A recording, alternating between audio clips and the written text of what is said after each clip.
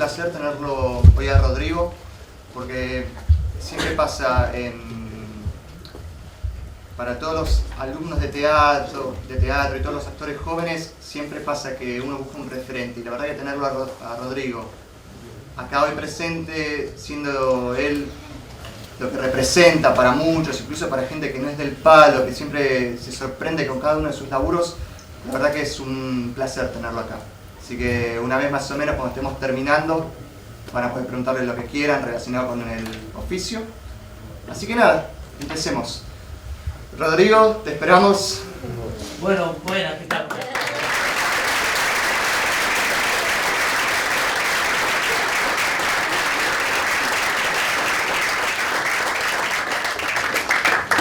Espectacular, ¿no? Está ahí afuera, el suspenso. Aquí estamos. Igual que me parece que es la primera vez que hay tanta gente. ¿Ah, sí? Sí. ¿A cuántos le dirán lo mismo? Bueno, Rodri, yo quería comenzar preguntándote, comenté más o menos que siempre arrancamos estas entrevistas hablando un poco de la infancia. Sí. Cada entrevistado. Te quería preguntar dónde te criaste, cómo era tu familia. Bien.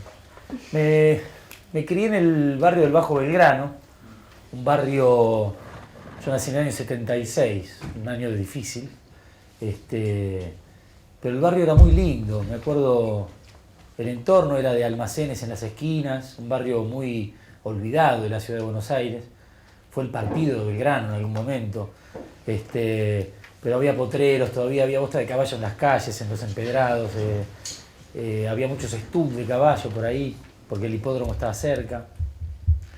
En los 90 el barrio cambió radicalmente, ¿no? Con la llegada del menemismo, los potreros se convirtieron en torres, los estudios de caballos en silver solariums, todas cosas así, ¿no? Y me crié un poco en ese barrio, en un departamento que miraba al este, con muy buena luz, un cuarto A chiquito, clase media, rasposa. Pero mis padres profesionales, mi viejo ingeniero, mi madre licenciada en artes. Lo que más recuerdo de ese departamento es ese balcón. Era un balcón muy, muy hermoso, con plantas, tenía ya las copas de los árboles, y después de esas copas estaba no se veía, pero estaba el club de golf, y después estaba el río. O sea que ese aire venía, ¿no?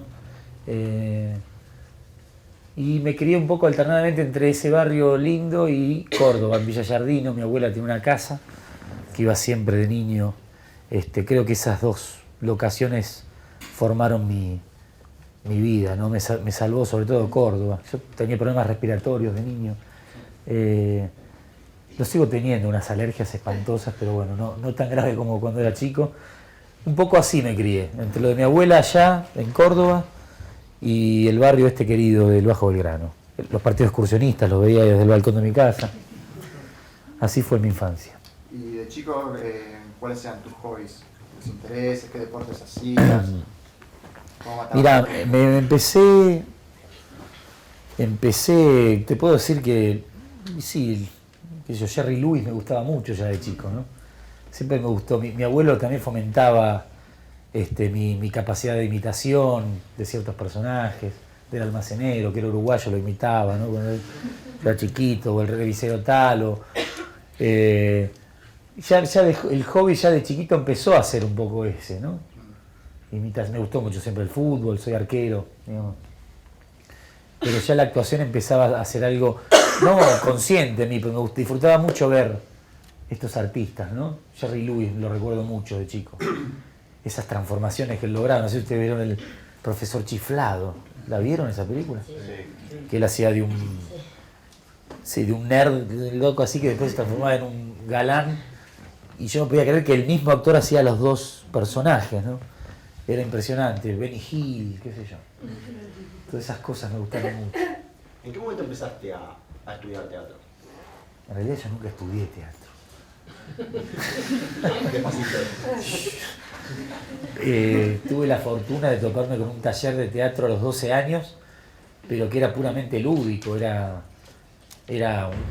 fue como extender mi infancia algunos años más, ¿no? Porque lo que planteaba el profe era justamente eso, era divertirse y jugar. La primera obra que hice tenía 12 años, 13, fue una adaptación de Decir Sí, de Griselda Gambaro, que no terminaba tan truculenta como termina Decir Sí, que el peluquero lo termina matando, ¿no? Sí cambiaban los roles, ahí me acuerdo que terminaba yo siendo el peluquero y él da un giro para permitirnos a esa tierna edad interpretar esa obra, pero ese taller sí que no te digo me salvó la vida porque no quiero ser dramático, pero sí le dio un sentido importante a mi vida, ¿no? Tuve esa suerte de toparme con ese taller y con ese gran profe. Si no hubiese topado con ese profe, quién sabe si estaría aquí hoy, ¿no? Recién mencionaste la palabra lúdico. Sí. Y yo leyendo sobre vos para hacer esta entrevista, vi que muchas veces utilizás la palabra lúdico para hablar de situaciones, para hablar de actores, para hablar de personas.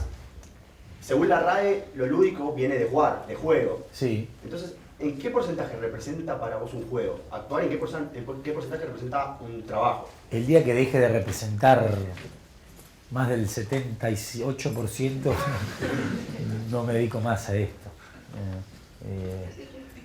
Me parece fundamental eso. Sí, es vital la capacidad lúdica de un ser humano, ¿no? La capacidad de reírse de las desgracias, de las tragedias, sí. Me parece que me sirvió a mí esa capacidad para ser actor y para atravesar las situaciones difíciles de mi vida, ¿no? Que todas las tenemos, por supuesto. Me parece que es algo fundamental. En mí, por lo menos, tratar de divertirme mientras compongo un personaje o mientras hago las escenas, por más dramáticas que sean, siempre hay un corte y entre escena y escena hay siempre un espacio como para distenderse, disfrutar, hacer chistes, qué sé yo. Y me tocaron personajes muy dramáticos, algunos muy dramáticos. Pero siempre trato de meter algo de humor y de juego en lo que hago. Yo te quería preguntar, ya cuando están siendo adolescentes, después de hacer las primeras experiencias en teatro, ¿cómo fue que tomaste la decisión de ver, bueno, a ver si puedo laburar de esto profesionalmente? Tuve mucha suerte, la verdad que tuve mucha suerte, porque este taller que empecé a los 12 con Alejandro Oliva, mi profesor al quien amo como si fuera un padre, o más tal vez, digamos, el último año de taller ya habíamos hecho muchas obras de teatro, hacíamos 2 horas por año, por ejemplo, ¿no? Una más, sí, con pretensiones más artísticas o búsquedas más interesantes, y hacíamos infantiles. Y sacábamos a pasear las obras por escuelas, por clubes de barrio. O sea que ya a los 18 años, después de 5 años de taller, yo ya tenía recorrida varias salitas, muchas escuelas, tenía encima muchísimas funciones, a nivel, por supuesto, barrial y vocacional, pero bueno, esa es mi experiencia base, ¿no? A partir de ahí yo hice todo. Bueno, justo en el último año tuve la suerte de conocerlo a Jorge Ginsburg. Sí, yo tenía 18, 19 años, que vio una de estas obras y me convocó para un casting. Lo hice, quedé, un piloto que él quería hacer, se llamaba El Club del Espanto, que era una especie de, no sé, programa horrible, pésimo, que por suerte no salió, que era con Clave de Sol o qué sé yo, Montaña Rusa, no sé, uno de esos programas, pero con muertos vivos, era una cosa lamentable. Estaba un conductor, Julián Weich, era el protagonista. Por suerte no salió, pero ahí estaban, mirá vos, trabajaba Federico León. ¿Saben quién es Federico León? Bueno, es un gran autor y director de teatro fundamental de los últimos años, que tiene mi edad, Federico León. Trabajaba de actor ahí, estaba Diego Reinhold. ¿No? Había un semillero ahí de talentos.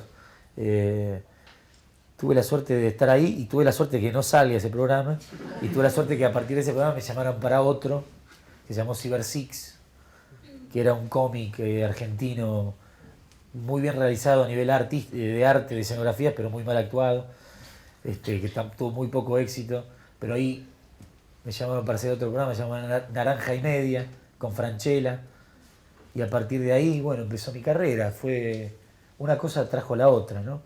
Pero Claro, sí, a los 21 años ya estaba laburando profesionalmente. Sí. En ese interín de 3 años que dejé de hacer ese taller, tuve laburos esporádicos, laburé en obras infantiles, me pagaban también. Pero te repito, me parece que lo fundamental fue ese taller de 5 o 6 años, que se extendió después de la escuela 2 años más. Hicimos horas en Avepor, con Oferatu de Gambaro, qué sé yo, salas de Lander. Mi formación está ahí, o sea, mi academia y mi estudio en realidad fue ese. Fue probar haciendo, ¿no? Hacer, todo el tiempo haciendo. Y después, bueno, a partir de esa edad, ya en Naranja y Media estaba con Franchella, con Pepe Novoa, con Brisky, compañeros que, más que compañeros, eran maestros, ¿no? Y uno fue aprendiendo y tomando de cada uno cosas. Bueno, puedo decir que hacías castings, no era que trabajaste una sola vez y te llamaron directamente para hacer otra cosa. No, hice casting, sí. Yo te pregunto porque la mayoría de acá son alumnos y no están trabajando todavía. ¿Cómo llegabas a esos castings? ¿Cómo te preparabas? ¿Era un material de televisión y sabías poco? ¿Qué era lo que preparabas? Yo creo que sí, en realidad la preparación es la previa, ¿no? Es la confianza que uno tiene al haber ya abierto su verdad pura y única que cada uno tiene. En mi caso, muy lúdica, soy un payaso, digamos, de niño. O sea, yo tenía esa seguridad previa porque había hecho ese taller y habíamos hecho miles de horas de teatro, no miles, pero muchísimas funciones. Entonces, con toda esa experiencia previa, uno ya hacía un casting sabiendo que atrás de la cámara hay una señora de 60 años que se ríe de tal cosa, hay un joven de mi edad que se ríe de tal otra, hay niños que le prestan atención a otras cosas. Entonces, atrás del lente ese, uno tiene una platea que ya la conoce por haber transitado teatro. En mi caso fue así. Entonces la preparación, más que nada, para cada casting que hice fue, sí, la convicción de que lo que yo ya traía encima era algo que valía, ¿no? Algo valioso, muy valioso es esa experiencia previa que uno tiene. Estos cursos que están haciendo, los materiales que se cambian, las diferencias estéticas o éticas que tienen como actores y como artistas. Si pueden hacer teatro donde sea, háganlo, chicos, o sea, háganlo. Me parece que eso va a ser lo más formador y lo más importante a la hora de enfrentarse a una cámara. Esa seguridad que ustedes van a tener al plantarse ahí, que no son ustedes solos, son todas las experiencias previas que ustedes tuvieron con plateas distintas, ¿no? Hacíamos horas de teatro para tullidos, para lisiados, para downs, para señoras de barrio, conocí, digamos, tuve esa suerte de ese taller previo, ¿no? En los castings hay una etapa difícil, que diría que es la más difícil que al 99% de los que están acá les pasa, sí, que es no quedar en el casting. ¿Cómo? A todos nos pasa que no quedamos. Con Halcón no quedó en el AINAL, ¿no? Y fue el AINAL, algo así pasó. ¿Cuál es? A veces mejor, mira, uno nunca sabe por qué es que no entraste a tal lado o a tal otro. ¿Viste? Hay que también seguir mucho el instinto que uno tiene, ¿no? La intuición, más que el instinto, porque el instinto es animal. La intuición es algo humano, algo que tiene que ver con nosotros, ¿no? Lo intuitivo es muy importante, sobre todo en un trabajo como este, ¿no? Por ahí, en otros no tanto, pero en un trabajo como la actuación empieza a ser algo importante y algo a ser escuchado, algo importante de ser escuchado. ¿Sí? Me quedé mudo. Bueno, ¿qué vino primero? ¿El mismo amor, la misma lluvia o Ocupas? Oh, mi amor, la misma lluvia. Esa fue la primera película que trabajé. Con Campanella, que todavía no había ganado ningún Oscar. Y Darín todavía no era el Darín que hoy sabemos que es, ¿no? Ahí, a partir de esa película, él empezó a demostrar el gran actor que era, porque hasta ese momento siempre era como una revelación o un galancito que estaba... Es un extraordinario actor. Y ahí lo demostró y lo dejó muy claro. Fue mi primera experiencia en cine y me tocó hacer con nada más y nada menos que escenas importantes para el argumento de la película, o sea, con Ulises Dumont, ¿no? Ulises Dumont es como una especie de deidad para mí de la actuación en teatro, lo que hacía, bueno, en cine lo pueden ver todavía, pero lo que hacía en teatro era una cosa impresionante, tipo que le salía luz, movía un dedo y temblabas. Y bueno, tuve que hacer una escena de un enfrentamiento con él. Mi primer película, ¿no? Me acuerdo que estábamos en una mesa pasando el texto, y yo era una película que pasaban como 15 años en el transcurso de la película, en el argumento, y yo empezaba como un cadete en los 80s, y en los 90s, en el menemismo, yo ya era no quiero usar una palabra desagradable, pero era como un poronga ahí de la redacción, porque había pisado muchas cabezas y sin escrúpulos, bien de los 90, ¿viste? Ese estereotipo de la persona que llegó a lugares de poder sin muchos escrúpulos. Entonces había una escena donde yo tenía que enfrentarme con Ulises, que era un periodista de la redacción de Todos los Años, donde él al final, bueno, me doblegaba y yo terminaba humillado. Estamos en la mesa así, y yo empiezo a hablar, empiezo a decir mi texto medio temblando ahí, ¿viste? Y Ulises dice, porque acá lo que se llama ¡Pactaria! Me hace así, la puta madre del ensayo, ¿viste? Ya la potencia de ese animal, y se sacó el peluquín y se lo arrancó y quedó pelado, me miró los ojos así y digo, si esto es así en el ensayo, lo que va a hacer en la toma, por Dios, qué cagazo, por favor. Me pegó un cagazo a la hora de la toma, estaba temblando, yo tenía las piernas así, pero por suerte vino después y me dijo, pibe, estuviste muy bien, ¿eh? Estuviste muy bien, sí, sobre todo después de eso, que quedé así roto, ¿viste? No tenía que ni actuar. Quedé temblando ahí tirado en la... Me hace comer papel. Me hace comer papel, exactamente. ¡Comer, pibe! Con esa cosa porteña que tenía él, ¿no? Qué grande, Ulises. Bueno, esa fue mi primera experiencia.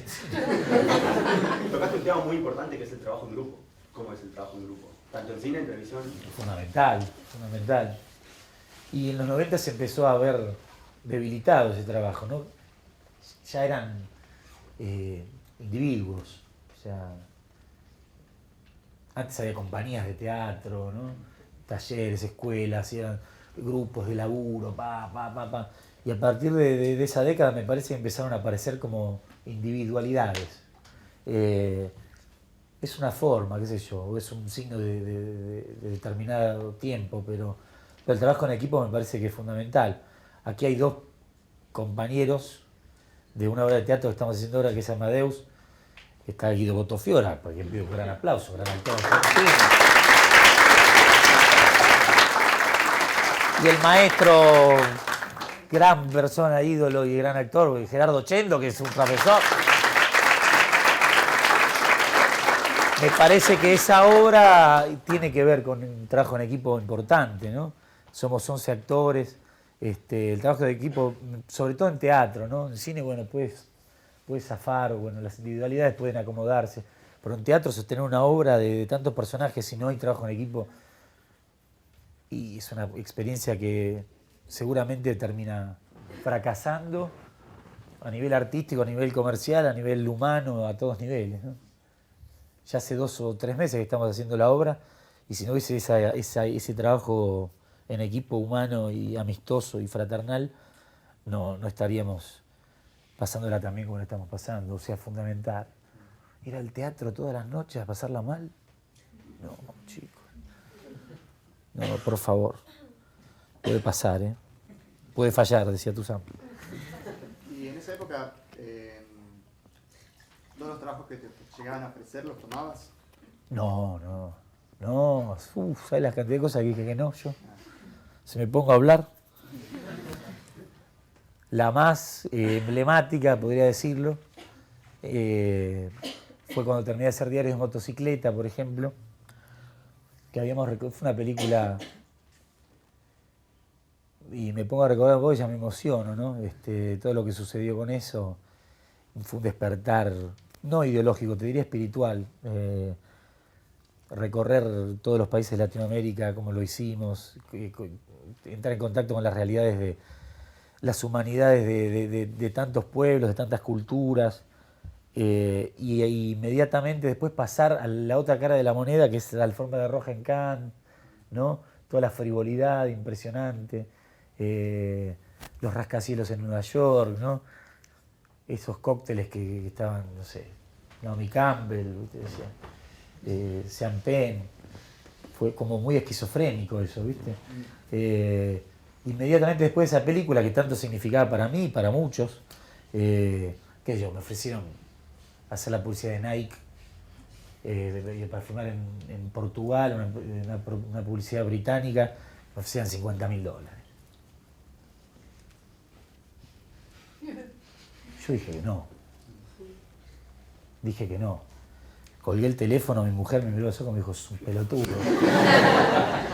Pero bueno, dije que no, qué sé yo. De esas pasan, y después hay cuestiones más por cuestiones artísticas, ¿no?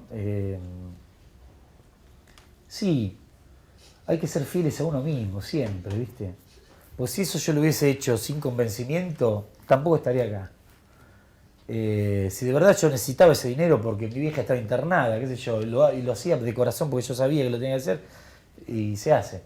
Es ser fiel a lo que uno siempre, o sea, eso es fundamental. Hay veces que hay, mismo, sobre todo al principio, ¿no?, de una carrera, es muy difícil plantarse.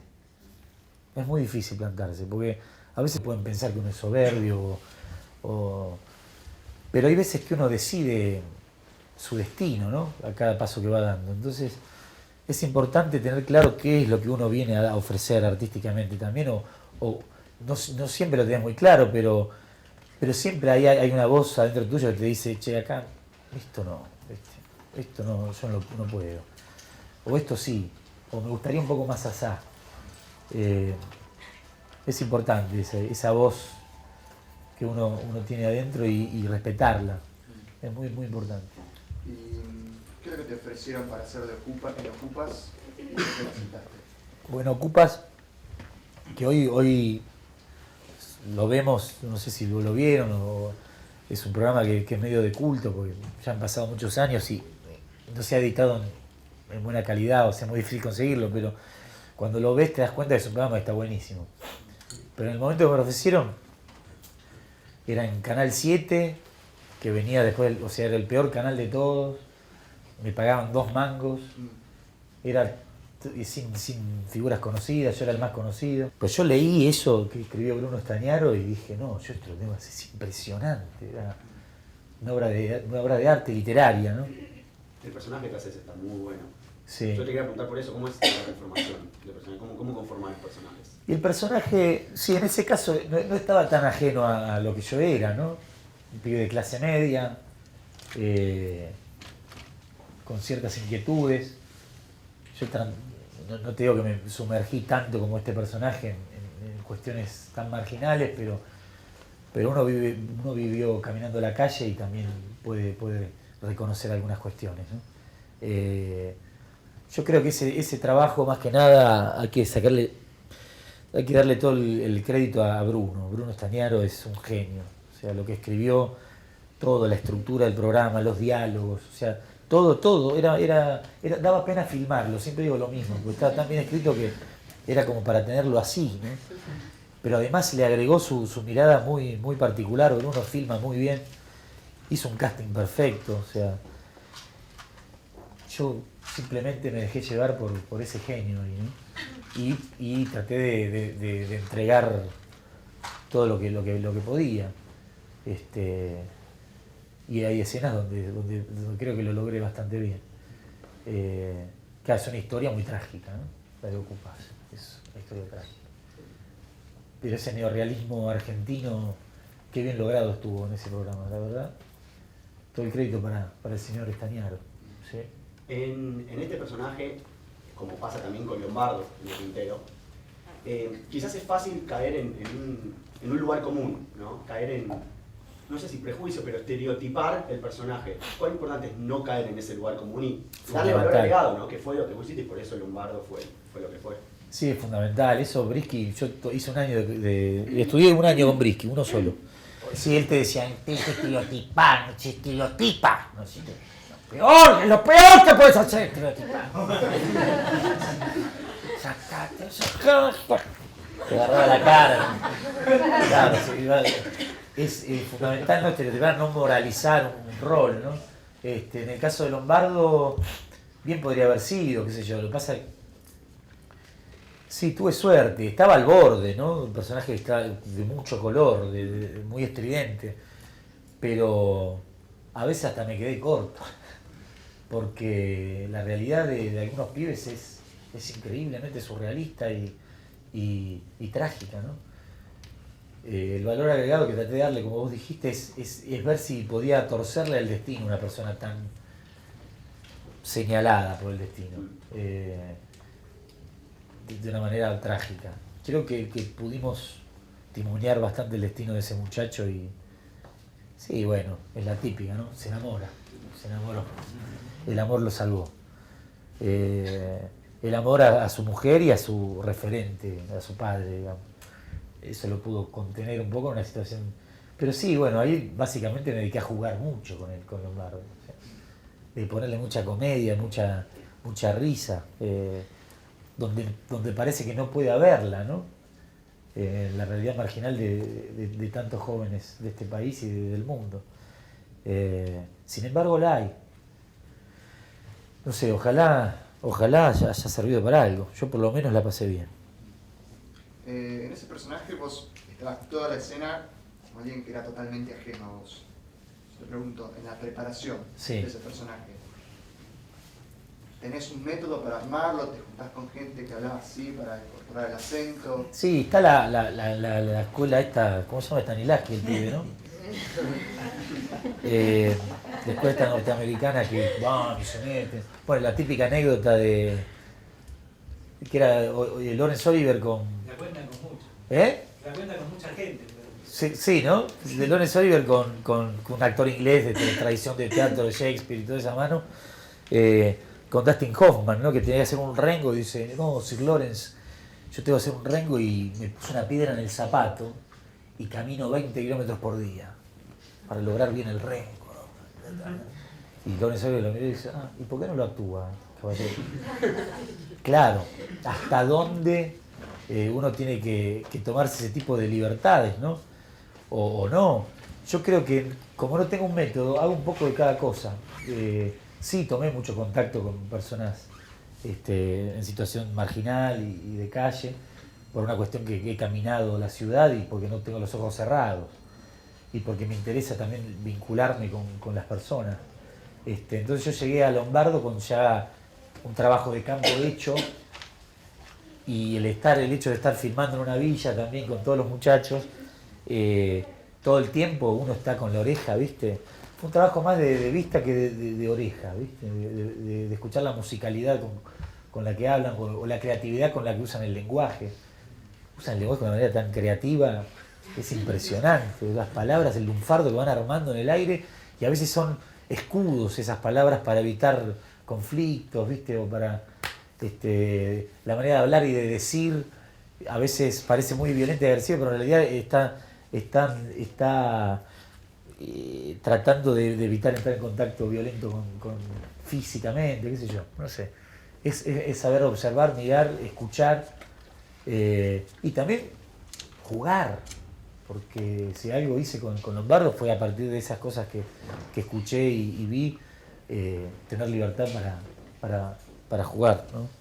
Para imaginar y para jugar.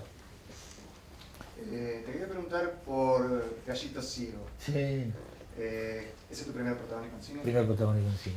Te quería preguntar para que cuentes un poquito de qué iba el personaje en esa película. El personaje era un muchacho que acababa de terminar la secundaria, muy ingenuo, muy inocente, en un momento donde por año emigraban 100.000 jóvenes, ¿no? De Argentina en esa época, porque no había trabajo. Después del menemismo fue también.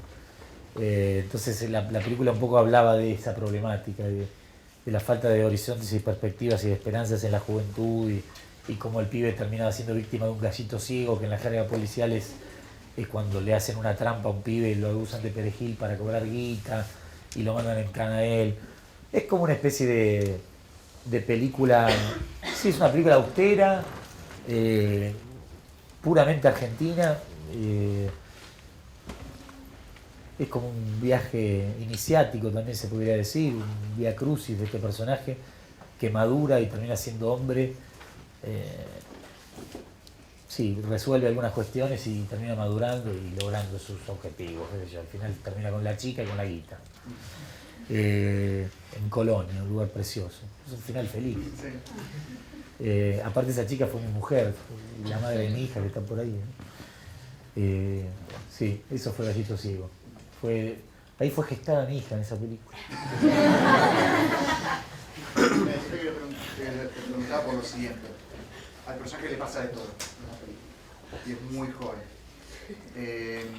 Lo que quería preguntarte era, vos vas leyendo el guión, por ejemplo, y lo vas desarmando. ¿Cómo logras no ponerte mental en el momento de ver, cuando al pibe le pasa tal cosa, por un lado lo cagan, después acaba de salir del colegio y tiene problema con la abuela, está caliente con tal chica, son un montón de cosas. ¿Cómo lográs que cada una logre su peso sin ponerte muy mental, siempre llegando a lo lúdico? Y entregándose al juego de la actuación.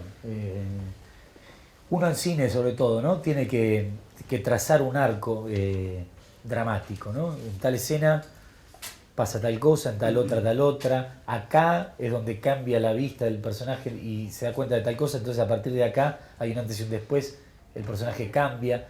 Todo ese recorrido artesanal uno lo tiene que ir haciendo, y como no tiene un desarrollo lineal el drama en el cine, en el que entras, haces la escena, te van pasando las cosas y te vas modificando y la consecuencia termina siendo alguna. Claro, por ahí empezás a filmar por el final, después la segunda escena que filmás es la del medio, y terminás por el principio, y todo ese rompecabezas, ese recorrido, ese arco de escenas que vos tenés que analizar y saber bien qué valor tiene cada escena en el recorrido del personaje. Una vez que vos sabés eso, qué vale cada cosita en un todo, te entregas al juego. Es así, creo, por lo menos como yo encaro el cine, ¿no? ¿Cuál es la diferencia entre trabajar algo interno, algo que quizás el resto no ve, pero sí te sirve a vos, quizás para la postura, para cómo pararte en escena, en la obra, donde sea? La diferencia con trabajar algo externo, algo que sí ve el resto, un movimiento, una mirada, ¿varía la dificultad en el trabajo? ¿Cuál sería la pregunta, perdón? ¿Cuál es la dificultad? ¿Cuál es la diferencia entre trabajar algo interno y algo externo? ¿Cuál es la diferencia o la dificultad? No deberían estar tan disociadas las cosas. A primera vista no deberían estar tan disociadas. Siempre lo externo es reflejo de lo interno y viceversa, ¿no? Sí, también depende del plano. Si hablamos de cine o televisión, o del teatro que estamos haciendo, hoy lo hablamos justo con Gerardo, que hay 28 filas en el teatro donde estamos trabajando. Entonces, de la fila 1 a la 5 es un plano de sutileza, de la 5 a la 10 ya otro, y la 28, bueno, ya tenés que hacer así, ¿viste? En el cine pasa lo mismo, cuando tenés un plano muy cerrado, te conviene casi ni actuar, o sea, casi ni mover, tenés que pensar y sentir mucho con los ojos, y ahí está todo ya, cuando el plano es muy cerrado, ¿no? Con solo mirar y pensar y sentir lo que tenés que sentir, y por ahí algún gestito se te va a escapar, una fruncita de nariz, una rascadita, pero cuanto menos hagas mejor, ¿viste? Porque salvo que estés buscando una estética expresionista y bueno, que hagas como Kinski, que sea así, pero cuanto más abierto es el plano, más cuerpo usás y más externo te puedes volver. Hay muchos actores famosos del cine, creo que Brando, por ejemplo, los planos abiertos, ni concentrado estaba, el chabón iba, agarraba, se paraba, venía, se arrancaba el culo, pero cuando la cámara le empezaba a cerrar, ahí sí empezaba a concentrarse un poco más. Hay otros actores que se concentran mucho en lo físico, yo amo esos actores también, por eso te digo, Jerry Lewis, bueno, Chaplin, ¿vieron a Chaplin lo que es? Es una cosa de loco. Me gustan todos los tipos, todos los estilos de la actuación me gustan. La cosa british, así, inglesa, del pensamiento velado, atrás, en los ojos, es muy interesante. Para algunas escenas o para algunas estéticas o para algunas realizaciones viene muy bien ese tipo de actuación. Y para otras no. Por eso depende también en qué contexto uno esté actuando, ¿no? Supongo que todo esto igual lo fuiste aprendiendo con la experiencia, ¿no? Sí, Digo, totalmente. ¿Cómo hacías? Cuando empecé, y yo era medio un payaso, ¿no? Usaba mucho ese payaso, porque me divierte, de hecho lo sigo usando, pero era lo que había desarrollado hasta ese momento. Yo me acuerdo, estaba obsesionado con las escenas dramáticas porque nunca había hecho. Y digo, ahora voy a tener que llorar. Mira cómo llora este hijo de puta, no voy a poder llorar. Y entonces ahí venía la tortura, ¿viste? Y le revolvía los dramas familiares, ¿viste? Y todo, y hasta que lo lograba, y sí, ¿viste? Y bueno, buenísimo, entonces ya sé dónde está mi dolor, entonces voy, lo busco, me envuelvo, me embarro en el dolor. Y un momento dije, pará, Fran, así no, o sea, no, así no va, porque terminás agotado y no... Hoy estoy en crisis con la actuación un poco. Sí, me he planteado dejar de actuar por este tipo de cosas, ¿no? Es muy cruel esta profesión. En el teatro, por ejemplo, cuanto más sufrís, más te aplauden. Eso decís, ¿de qué se trata esto, chicos? Es un tema, ¿eh? Es un tema que todavía no he resuelto. Sí. O sea, no hay una... Porque yo venía, en mi cabeza venía trabajando esta pregunta de cómo uno puede dejar, una vez que termina la escena, termina la obra, lo que sea, poder dejar lo que siente ese personaje, a lo que llegas con ese personaje, y poder dejarlo y irte a tu casa, quizás si tenés que trabajar un drama, como decías, irte a tu casa feliz. Ese es un trabajo espiritual que hay que hacer. Ah, va por ahí. Y sí, eso es... Bueno, con Gerardo lo hablábamos el otro día, casualmente. Y ya estamos en un momento, ya tengo 37 años, digo, no puedo dejarme afectar tanto por la ficción. Digo, es un trabajo que digo, bueno, acá se terminó y ya es casi un laburo espiritual, casi un rezo que uno tiene que hacer. Bueno, listo, basta, se terminó acá, me voy a mi casa. Porque a veces te quedás, ¿viste? Sos un ser humano, ¿viste? Abrís los sentimientos, se mezclan.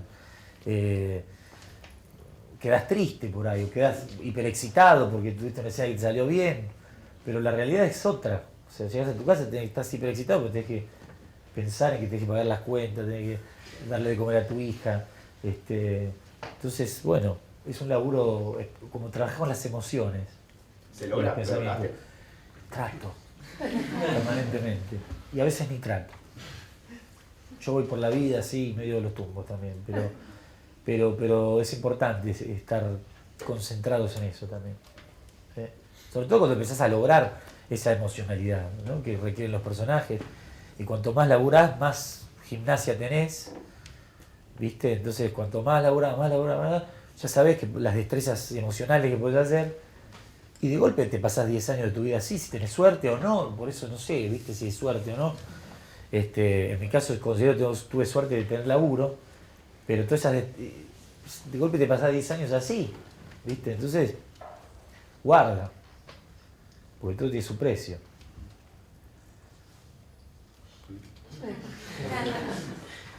Vamos a diarios de motocicleta. Sí, señor. ¿Cómo fue el proceso de casting? ¿Te habían ofrecido probar para el personaje que te tocó o estabas buscando otro personaje? ¿Y quién era Alberto Granado? Yo quería ser el Che. Por suerte lo conocí a Alberto y fue lo más lindo que me pasó en la vida, porque es un personaje, él como persona. Bueno, justamente hablando de esto, ¿no? De la emoción y de lo duro de los despertares ideológicos y las realidades duras de Latinoamérica y de la pobreza. Él es un tipo que jamás perdió la alegría de vivir y el contacto con lo lúdico y lo alegre. Entonces conocerlo fue fundamental, pero no, yo quería ser al Che al principio, sí, porque me llamaron para hacer a los dos personajes, para el casting. Pero bueno, tuve la suerte de hacerlo a Alberto, la verdad que fue lo más hermoso que me pasó en mi vida profesional y no solo profesional. Muchos puntos en común con él. Yo soy medio cordobés también, entonces conocía bien la idiosincrasia y el humor de los cordobeses y particularmente la de Alberto. Me acuerdo lo primero que me llegó cuando me dieron el sí, que a todo esto me dijeron, está bien, puede ser que quedes, pero tendrás que cobrar 15 kilos. ¿Aceptás? Por supuesto. Era un rodaje por 3 países de Sudamérica, ¿no? Con Gael, un actor que yo admiraba mucho. Walter Salles, un director increíble, había hecho Estación Central, que a mí me había matado. La verdad, una película muy, muy hermosa. Era como para decir que no, ni loco, ¿no? Así que me puse a morfar y a encarar el personaje. Y lo primero que recibí fue un video de él, una entrevista que le hicieron en La Habana. Y yo cuando le vi los ojitos pícaros dije, ay, sí, este personaje va a estar buenísimo. Aprendí a bailar mambo, tango, qué sé yo, a manejar esa moto. Vimos todas las películas que ellos veían en esa época. Nada, regalos de la vida. Fue una suerte enorme esa peli. Mucho antes de todo esto, en el momento que te dijeron que no hacías el cheque, era lo que vos habías ido a buscar en algún punto, ¿no te tocó en decir, no quedé lo que yo quería? No, para nada. No, porque ya me daba cuenta que el personaje lo iba a disfrutar mucho. Ya en las escenas del casting decía todos los chistes. Y una responsabilidad más, muy, muy, muy difícil hacer al Che. Muy difícil. Y más aburrido inclusive, ¿no? A nivel actoral. Yo me divertí muchísimo con Alberto. La verdad que ya desde el vamos no sentí ningún tipo de resentimiento. Trato de no sentirlo generalmente, ¿no? Me sale bastante bien. No es que tengo oportunidades para ser resentido. Pero me sale bien. ¿Y cómo fue la experiencia después? Porque la película estuvo nominada a los BAFTA, justo eran los ingleses. Sí, ganó la mejor película extranjera. Sí. Yo estuve nominado como mejor actor de reparto. Sí. ¿Cómo fue la experiencia de la entrega de premios y encima ser reconocido por los ingleses, sabiendo la historia que hay de por medio? Son esas contradicciones de las que te hablé antes, ¿no? Pero igual, sí, el medio artístico es el medio artístico acá en Inglaterra, en todos lados. Uno a veces se le cruzan los cables un poco, pero por cuestiones que si querés las hablamos después, digo, más ideológicas o más de mi formación intelectual, que trato cada vez de ser menos atento a la formación intelectual, pero en ese momento yo lo recibí como, primero, una oportunidad de seguir viajando con esta película. Me pagaba un pasaje en primera, en British. Cuando entré ahí a primera, no business, entré ahí, la azafata me miró, le mostré el boleto, sí, soy yo, Acá evidentemente hay un error, dijo la señora. ¿Qué hace este sudamericano con una pata acá? Puede estar. Pero viajé en primera, ya tu madre. Bueno, nada, era como el cuento de hadas, ¿viste? Yo estaba esperando que no den las 12.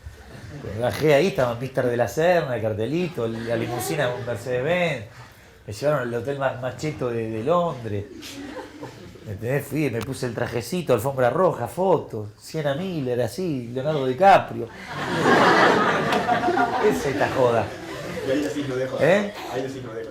Nada, es como es tan onírico todo eso, ¿viste? Es una sensación. En Cannes también, cuando estábamos. Esa fue increíble, ¿viste? Era cámara lenta ya, ¿viste? Era como flash, los flashes. Todos como disfrazados de pingüinos con los smokes, ¿viste? Era muy onírico la sensación, era como, ahí nos sentamos en la platea, empezó la película. Digo, Alberto Granado, la hija del Che Guevara, ¿viste? Todo así, digo, esto es un sueño, digo, esto es un sueño. Y de golpe, efectivamente, se escucha.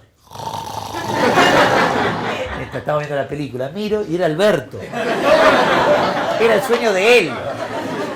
Era el sueño de él. Y aparte que la película le daba sueño, pues ya la había vivido él. Sí, es una sensación muy onírica que hay que saber disfrutarla. Yo me arrepiento de haber estado tan... Ahí sí, ¿ves? No le gané el resentimiento. Yo era todavía muy pendejo, venía de hacer esa película.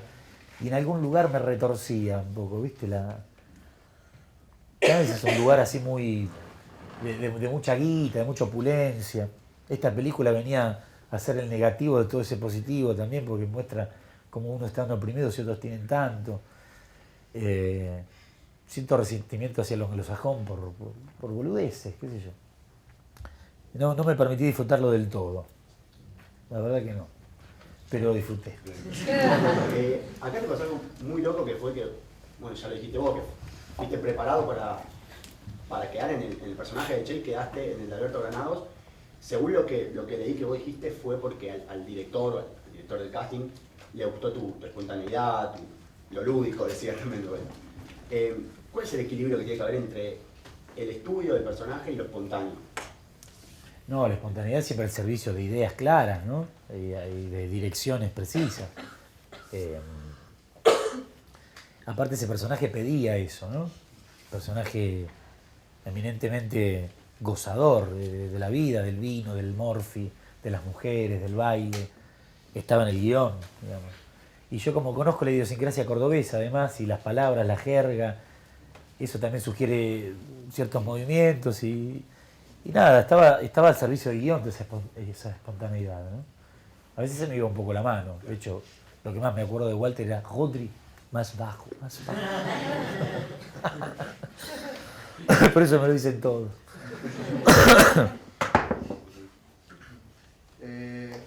Para preparar a San Martín, Sí. tuviste que leer un montón, Sí, estudiaste para el personaje. podría no haber leído, Sí. como hicieron otros, pero no, me gusta mucho la historia a mí. Y sobre todo San Martín me parece un tipo que vale la pena ser leído. Sí, hice lo que pude en el tiempo que tuve. Tuve como 2 meses, practiqué un poco de esgrima, de equitación, y estudié lo más que pude. Sí. Sí. Todo lo que pudiste estudiabas, leías. Y en el momento de rodaje, ¿qué te queda de eso? De todo lo que leíste. Es increíble todo lo que uno va estudiando y absorbiendo, cada detalle, cómo puede disparar alguna maravilla en una escena. Uno va coleccionando esos conocimientos o palabritas o cuestiones que de golpe te empiezan a caer fichitas en la escena o antes, un día antes en la cama pensando y te acordás de algunas cuestiones que vos habías estudiado previamente y cómo eso lo puedes aplicar a una escena es notable. Por eso el método que tengo es eso, tratar de agarrar todo lo que uno puede, ¿no? No digo desordenadamente, porque si es ordenadamente mejor. Pero yo leí, qué sé yo, desde versiones que San Martín era hijo de una india hasta la biografía de Mitre, que es más clásica y más... Con San Martín quisieron armar una identidad nacional que él no... Mitre, bueno, hay que hablar de tantas cosas, pero... hasta posturas corporales o lo que te sugiere mismo el vestuario, de cómo te lo pones y qué sé yo, todo, ¿no? Él era masón también, entonces el conocimiento esotérico que San Martín tenía también influyó en algunas cuestiones de mi composición, algunas convicciones personales, todo ayuda para, qué sé yo, a ver, por ejemplo, ¿qué te puedo decir? La escena donde San Martín llega a Santa Rosa y no está el ejército. Hay una escena donde él llega, después de cruzar, se corta solo por un camino para llegar antes que el resto, para preparar el ejército antes de la batalla de Chacabuco. Entonces llega y no está el ejército. Y ahí me acordé de algo que había leído con Leandro, que es el director de la película, que en la batalla de Maipú, que eso es un año después, en la cancha rayada, cuando pierde, es un desastre, que por un error muy estúpido San Martín casi pierde la campaña de Chile, y lo atacan y pierde el ejército y se les desmembran. El tipo, cuando sucede ese caos, se tira al piso así, pues los cronistas lo dicen, varios, que se tiró al piso cara abajo al piso y se quedó 6 horas tirado así. 6 horas. Estaban los oficiales ahí con... ¿Qué tal? No había que hacer, boludo, 6 horas. Le habían desmembrado el ejército en pelota. Y el tipo se levanta después de las 6 horas y dice, ya sé lo que vamos a hacer. Vamos a hacer esto, lo otro, también. Y después vino Maipú y fue una de las batallas más impecables a nivel ajedrecístico y estético. Fue una obra de arte esa batalla, según los analistas militares. Bueno, esa anécdota, dijimos, si la ponemos acá, cuando el tipo dice, no está mi ejército, y se mete en el campo, ¡pac! Y se tira en el piso. Y cuando ve las lucecitas del ejército que empieza a bajar, dice, ya sé, se limpia la tierrita, vamos a hacer esto, lo otro. Entonces, viste, cómo eso ayudó, y creo que esa es una escena que cuenta muy bien la esencia de ese momento, ¿no? Porque nos acordamos de una cosa que leímos hacía meses. Deberíamos ir cerrando. Cerramos. Sí, No, está chévere. no. Yo quería preguntar un par de cosas más de... ¿Cuál es tu color favorito? ¿Cuál es? No sé. Te quería preguntar por... Sí, bebé, vení, mi gato. ¿Qué, te tenés que ir? No, me quedo. Ah, qué bueno. Sí, tenemos una clase después. Sí. Compartir un ratito. Bueno, querido. Te quería preguntar, yo he leído una nota tuya que era en el momento de que contra las cuerdas. Decías que habías arrancado muy entusiasmado, para ganarte a las piñas, qué sé yo, todo el entrenamiento, y después se acostaba el ritmo de la telenovela, en una escena te cagaban a trompada, después tenías que llorar por tal mina, por la otra. Sí, Y lo mismo pasa en teatro, lluvia constante que era muy desgastante. sí. ¿Cómo te manejas vos cuando ya te das cuenta que a lo mejor tenés que probar cosas nuevas para ir a donde tiene que ir un personaje, en el tema de emociones? No sé si tenés que probar cosas nuevas, tenés que ver la manera de sobrevivir en ese caso, ¿viste? Porque de verdad fue muy desgastante. Sí, hacer 6 meses una novela todos los días, donde filmás 40 escenas diarias, y en 20 tu mujer está muriendo de cáncer, pero después no era cáncer, y después es una metástasis, y después no, en realidad estaba embarazada, pero no, se murió tu papá, y después te cagan a trompadas en una escena porque sos boxeador, y eso todos los días, sumado a una obra como Lluvia Constante, estás en peligro. Estás en peligro, de verdad, estás en peligro. Y ahí te tenés que encomendar. Así. Nada. Tenés que entregar, o sos libre de renunciar y decir basta, ¿no?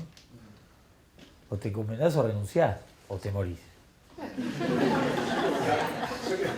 Yo quiero empezar por alguna anécdota, porque Graciela, que no está hoy, Está ensayando, que hacía antes una hora, por eso no puede estar. muchas veces nos dijo, y sus alumnos saben que ella, cuando tiene que ir a realizar una obra, un casting, lo que sea, vocaliza, ¿no? Y muchas veces los actores en este sentido son tildados de locos, ¿no? Ella dice, contaba... No, que los actores somos locos es una realidad. Y sí. ¿Te pasó Normal. alguna vez de estar haciéndolo y...? De estar así, muchas cosas. Caras en los espejos, qué sé yo. Y de golpe pasa alguien, viste, con un portafolio en el camarín, que yo actúo, la peluca, y pasa un administrativo del teatro y mira así, se asusta, obviamente. Le decís, claro, estoy loco, evidentemente. Sí. Sí. Voy a contar con Lluvia Constante. Es una obra que yo me acuerdo es el principio de la obra con la puesta de Dolce. Sí. Que arranca con Joaquín, de que está el Ave María, Sí. que entra arrastrándote. Sí. Eso no está en el texto. ¿O no? No. ¿Eso es algo que aportó el director directamente o es algo que...? Fue que saliendo en los ensayos, como Sí. idea. Fue una idea de un poco metafísica que empezó a aparecer en la obra, ¿no? De la vida después de la muerte y del por qué estas dos personas están contando una historia que termina como termina, Sí. que termina con la muerte del personaje que hacía yo. Entonces, fue una decisión después de charlas y ideas que iban saliendo del ensayo, fue una decisión de Javier de que empiece de esa manera. Sí. Que él me trae, ya muerto, me pone ahí en ese lugar, que tampoco está en la obra, que era el lugar donde ellos jugaban cuando eran niños, un galpón abandonado. Lo lleva ahí y bueno, por la magia del teatro, hay un apagón y de golpe el tipo aparece vivo. Y lo mira al otro y ¿qué estamos haciendo acá? Acá estamos, mira dónde estamos. Vamos a hablar, vamos a contar todo lo que pasó. ¿Ahora? Sí, bueno. Y ahí empieza la obra, ¿no? Tu personaje tenía muchos manierismos en esa obra. todo lo que vos puedas aportar, que lo vas viendo en tu casa, lo vas aportando al director. Sí, bueno, en el teatro comercial lo que pasa es que el tiempo de ensayos es muy corto, tenés 1 mes y medio, lo que empieza a pasar es que función tras función empiezan a aparecer novedades y ideas y vas puliendo cosas, vas descartando otras, y la obra seguramente, si vos la viste las primeras funciones, 260 funciones después, era otra, ¿no? Segura, o sea, eso va, el trabajo va evolucionando. Aparte, menos mal que es así, si no es tan aburrido, repetir todas las noches lo mismo, no está bueno. ¿Cómo es la experiencia de trabajar con Javier? Muy buena, bueno, vos podés hablar más de eso. Es muy buena, yo trabajé en 2 horas, ¿no? Y lo dejaste con 800 con Javier. Pero sí es un tipo de un talento innegable, ¿no? Y de un conocimiento de lo escénico y de lo humano, ¿no? Él es un muy buen armador de grupos de trabajo, además de un buen puestista y de un tipo con tanto talento. Sí, es alguien con que volvería a trabajar siempre, si me dan la oportunidad. Ahora en Amadeus, que estás trabajando también con Javier y con Gera y con Guido, tu personaje descoloca mucho por el tema de la época, el resto de los personajes son toda gente muy formal, y vos entras con una energía que ya les rompe a ellos el esquema. ¿Vos cómo ves como actor, trabajando con otros actores, este tema de la energía, no pasarse mucho, estoy muy arriba, No, muy ese es un problema que tengo, que generalmente me paso. Entonces hay que ver hasta dónde. Evidentemente lo observaste muy bien. Sí, me paso. Entro muy sacado. Yo siempre digo que no, en realidad. Vos siempre me decís que no, es verdad. Porque como no hay director, o sea, Javier hace la apuesta y se va. Claro. Y no hay nadie que esté mirando. Entonces yo le voy a Gerardo y le digo, loco, ¿qué onda? Está bien. Bueno, listo. Así que si lo ve Oscar Martínez va a ser el problema. Yo lo digo, está bien. O sea, digo, está bien, pero en un sentido, bueno, me parece que viene muy al caso. Viene al caso. Es muy prudente y muy responsable. Pero me parece que ese color que maneja Rodri... En esa escena es importante. La escena, hablamos siempre de la escena de la corte. La escena de la corte. Se presenta Mozart. Que Rodri tiene como... Ahí puede mostrar el gran comediante que es, el timing del humor que maneja y un montón de cosas que me parece que le viene muy al caso a la obra. Por eso lo alienta, ¿no? Porque... Sí, bueno, es verdad que hay que saber hasta dónde también, ¿no? Sí. Sí, hay que tenerlo muy claro. Sí. Bueno, aprovechando que tenemos a Gerardo acá, falta Graciela, ahora sí, para cerrar, ellos están dirigiendo la segunda obra del taller del teatro independiente y vos hiciste esto. Sí. ¿Qué tips nos podrías dar a todos los que estamos haciendo y a los que van a hacerlo para trabajar en el teatro off independiente? Bueno, un poco un resumen de las 2 o 3 cosas que dije sería que sean siempre muy fieles a lo que ustedes son y a lo que ustedes sienten que vienen a ofrecer como artistas, ¿no? Digo como artistas, no como actores. Muy fieles a eso y muy sean incansables en esa dirección. Y que no se olviden que es un juego también todo esto, ¿no? Que uno le pone por ahí a veces demasiado y ahí es donde uno tiene que ver donde no pasarse también, ¿no? No exagerar, no solo con lo que decía él recién, que también hay que saberlo, sino en la entrega y hasta dónde. En algunos casos por ahí más que en otros, digo, cada uno tiene sus particularidades como artista y como actor, pero básicamente eso, es un juego hermoso que venimos a jugar, cada uno viene a ofrecer algo distinto y particular y uno tiene que ser consciente de eso y ser incansable en esa dirección. Me parece que eso es lo que les puedo gustar y que hagan mucho teatro, que hagan y que no dejen de hacer, porque así como uno va caminando, va recorriendo y va llegando a cosas. No sé, por ahí, hoy por hoy hay como una idea de que hay que llegar al éxito, ¿no? Muy instalada en los medios, pero el éxito es relativo y el éxito, como lo está planteando los medios hoy por hoy, a mí me preocupa mucho mi hija, por ejemplo, ¿viste? Que ella también quiere ser actriz, tiene 12 años. y esta cosa del American Idol del éxito inmediato, de los Justin Bieber, 12 años ya, disco de platino en todo el mundo. Esa cosa del éxito, el éxito a veces tiene que ver con un recorrido más íntimo y más personal y más artístico. Y los éxitos a veces son, qué sé yo, no tienen que ver con eso. Relajar un poco esa cuestión, que me parece que está un poco exacerbada hoy por hoy, ¿no? Y amar lo que uno hace. Ahí está el éxito. Yo quisiera, si estamos de acuerdo, en los últimos minutos, abrir un poco el juego a las preguntas. Si alguien tiene alguna pregunta, si estás de Por acuerdo. supuesto, claro.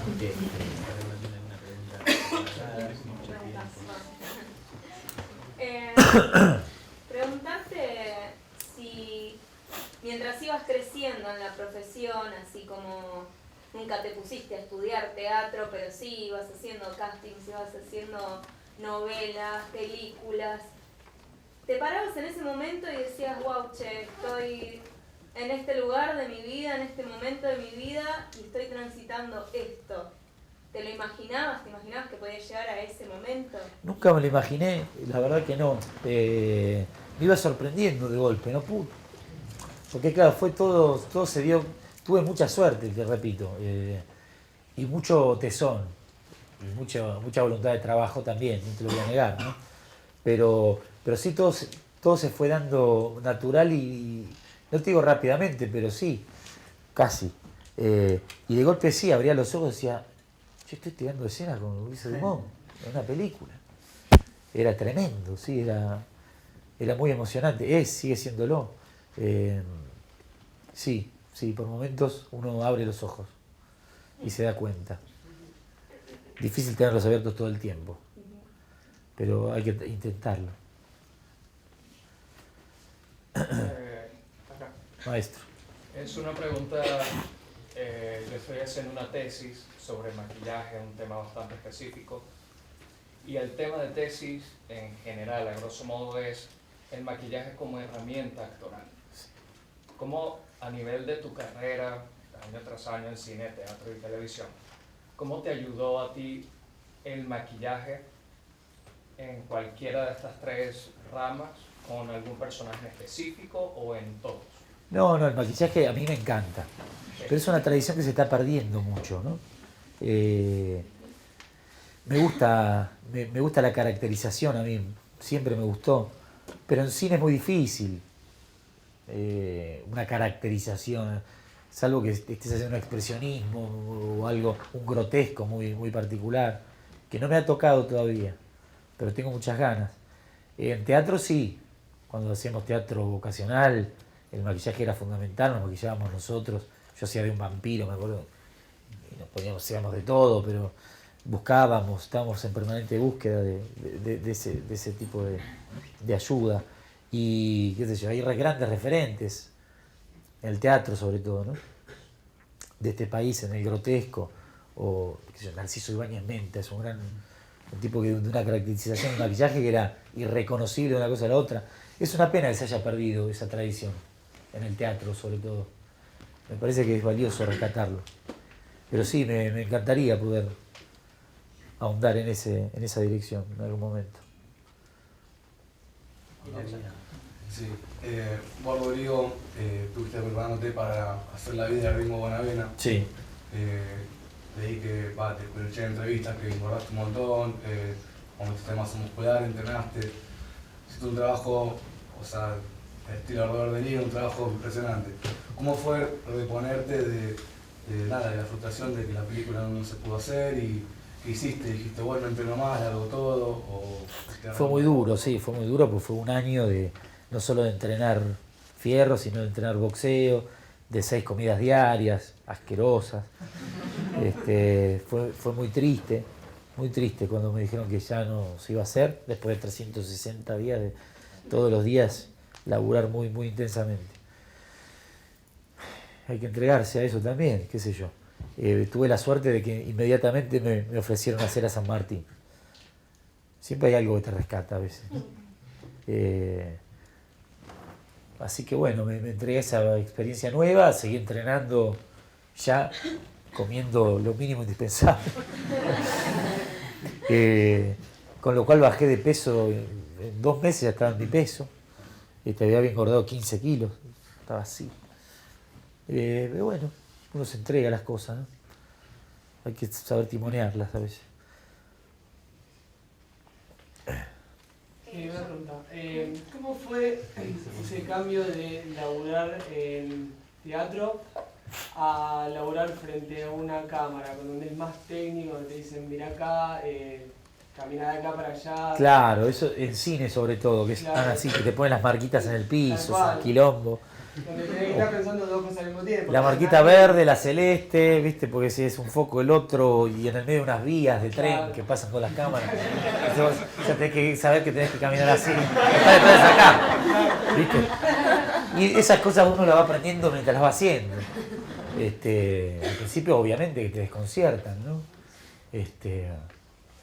Hay maestros de la actuación en el cine que saben hasta qué ángulo pegar la cara y la luz, dónde rebota, si rebota en la punta de la nariz o acá, y con el hombrito se tapan un poquito y el misterio, el ojito. ¿Viste? Es muy sí, es muy sutil ese laburo, es interesante. Y cuanto uno va así. No, perdón, por favor. No, cuanto más vas haciéndolo, más vas aprendiendo.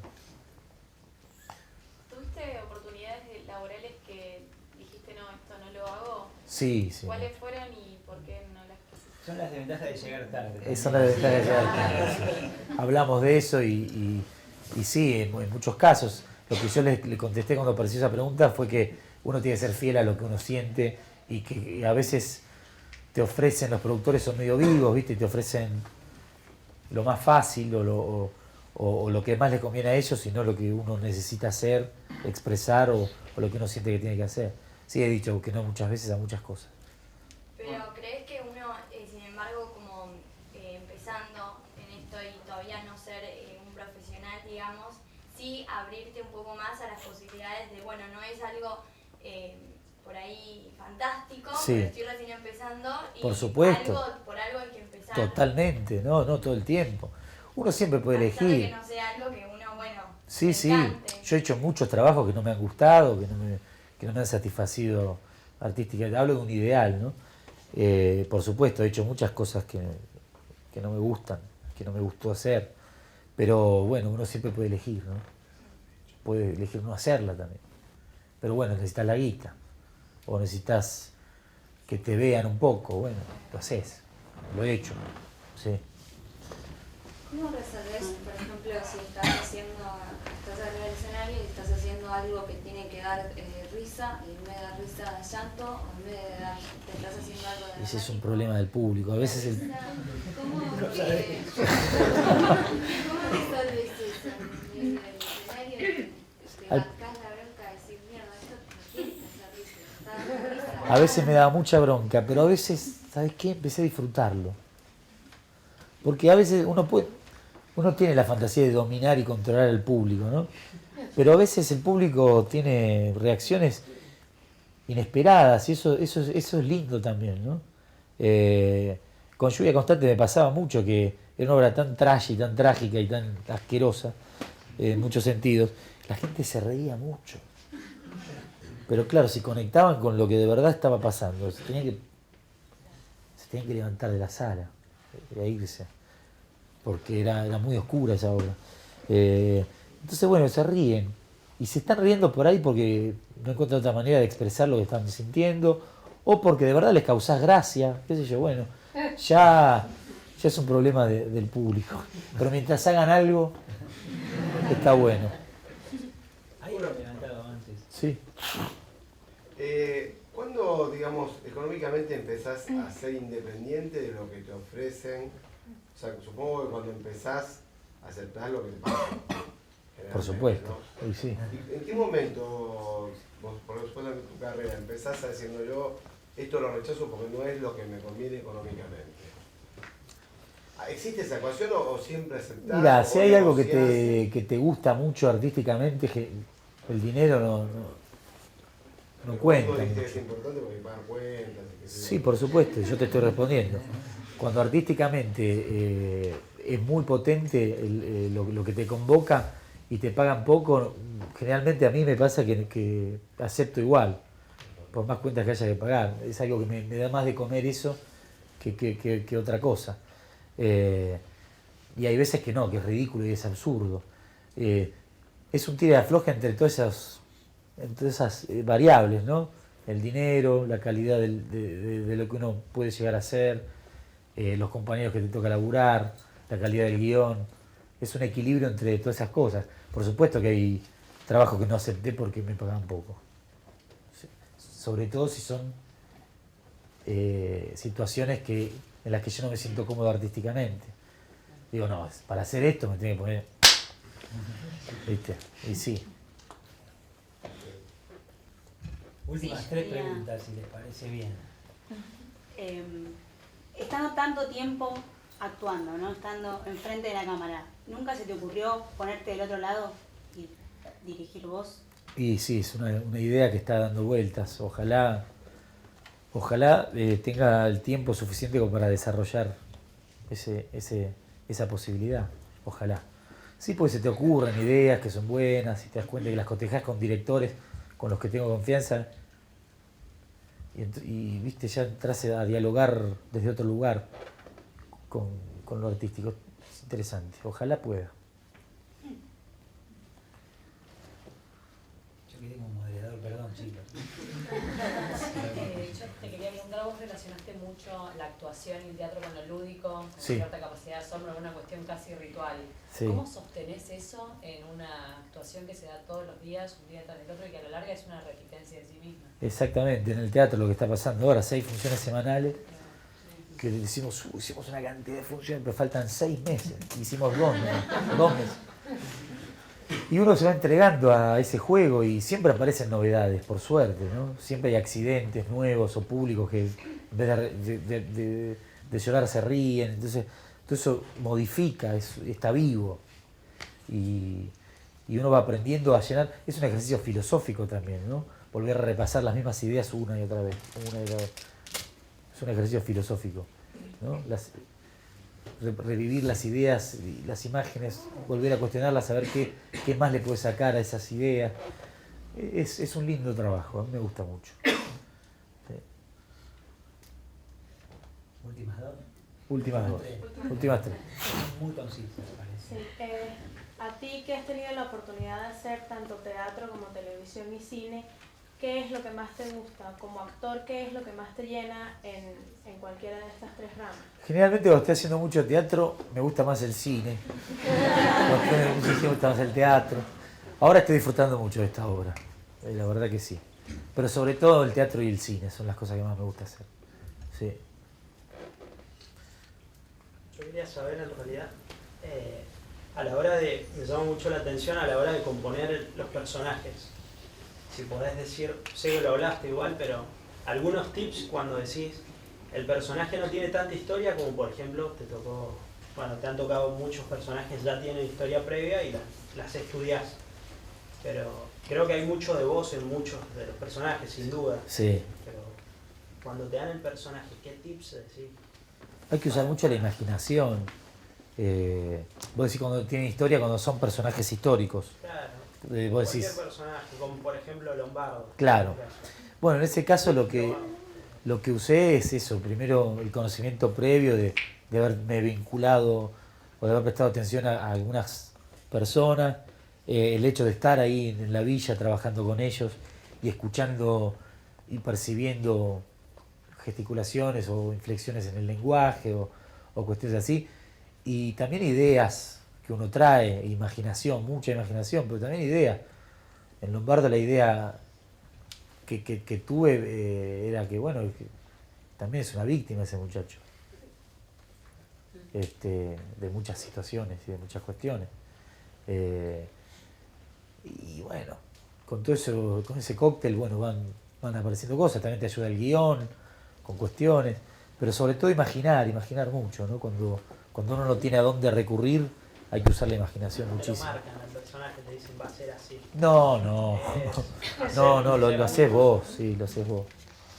Como artista multifacético, bueno, ya nos dijiste cuál es el medio que más te gusta para para mostrarte, pero quería saber cuál te parece que es el más pesado, cuál es el más que te da más trabajo. La telenovela. Protagonicé una sola como protagonista de telenovela, ahí sí te digo, hermano.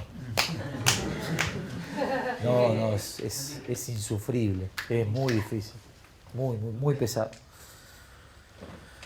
Pasemos con las últimas dos, o la última, porque venimos en verdad las últimas. Bien. ¿Cómo haces para congeniar la familia con el trabajo? Eso fue un trabajo muy hermoso que hicimos con Erika, la mamá de Miranda. Generalmente nos turnábamos. Cuando yo tenía mucho laburo, Erika no trabajaba. Cuando ella tenía trabajo, yo no laburaba. Nos íbamos turnando y nos salió bastante bien. Bastante linda familia armamos. Hasta que nos separamos, pero bueno, son cosas que pasan. Pero fue muy lindo congeniar eso. Vi que se podía hacer. La verdad que vi que lo podía hacer. Y ahora también lo podemos hacer, pues seguimos siendo una familia y seguimos congeniando. La verdad que sí. A pesar de estar separados, podemos trabajar los dos y los dos estamos con ella. O sea, no es que la dejamos de ver nunca. La familia sigue funcionando y seguimos trabajando. Se puede hacer. Es cuestión de llevarse bien.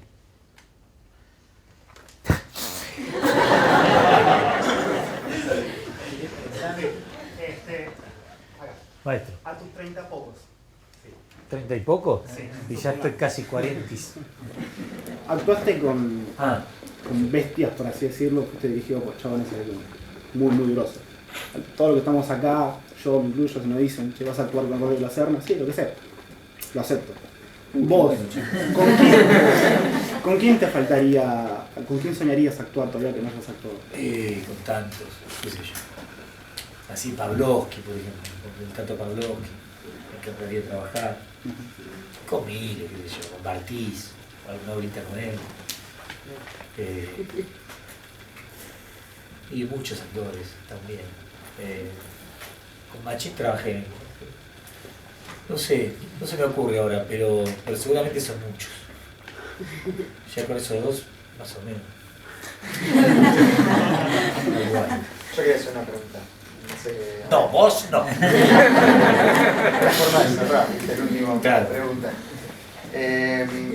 Cuando por ejemplo que recién estabas empezando, que te tocó laburar con Dumont, o mismo en El Puntero con Chávez, que son bestias, porque seguro que te ponen nervioso laburar con ellos. Sí, con Dumont me puso nervioso. Con Chávez no, pero sí.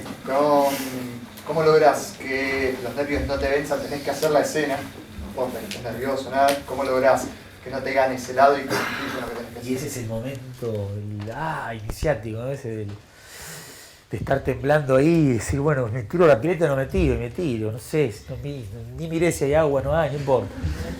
Y es un momento de mucha intensidad y es un salto de fe, porque de verdad, yo tenía 22 años y esta bestia, estaba ahí con una energía increíble que le salían rayos por todos lados, yo estaba temblando y bueno, qué sé yo, hay que entregarse, es así. Y hay que jugar fuerte, porque no hay que... De hecho yo tenía que jugarle fuerte en la escena. Y bueno, tuve el consuelo después del papelón que yo sentí que hice, que el viejo vino y me dijo, estoy que bien, pibe. Ya está. ¿Sí? Bueno, yo quería agradecer profundamente. De verdad, porque uno ya está acá y lo considera algo, no sé, mundano, y es un privilegio muy grande que tenemos porque es un actor muy grande, muy generoso, muy infinito, que todos podemos ver el gran caudal de trabajo que tiene y con tantos matices, y que haga esto porque sí, de corazón, por ustedes y por nosotros, sigue confirmando la persona que es. Me emociona un poco porque... Pero queremos mucho.